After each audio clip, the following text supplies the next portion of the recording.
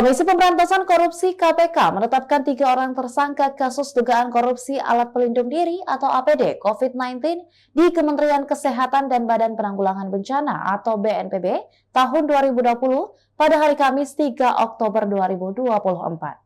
Direktur Penyidikan KPK Asep Guntur Rahayu menyebutkan atas pengadaan APD tersebut, negara mengalami kerugian sebesar 319 miliar rupiah.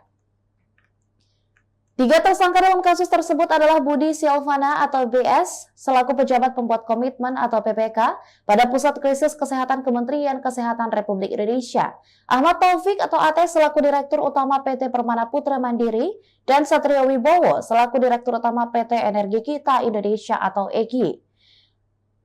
Asep menyampaikan BS dan SW telah ditahan untuk 20 hari ke depan, sedangkan AT belum ditahan karena masih menjalani perawatan intensif di rumah sakit. Diketahui sebelumnya PT Permana Putra Mandiri dan PT Energi Kita Indonesia menjadi distributor APD pada Maret 2020. Kementerian Kesehatan membeli 10.000 unit APD dari PT PPM dengan harga Rp379.500 per setnya.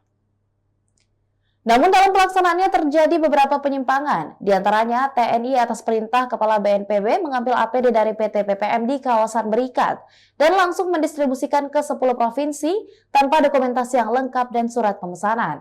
3 tersangka diduga telah melanggar Pasal 2 Ayat 1 atau Pasal 3 Undang-Undang Nomor 31 Tahun 1999 tentang Pemberantasan Tindak Pidana Korupsi. Demikian Tribun Hot News kali ini dan jangan lupa saksikan berita lainnya hanya di kanal YouTube dan juga Facebook Tribun Timur.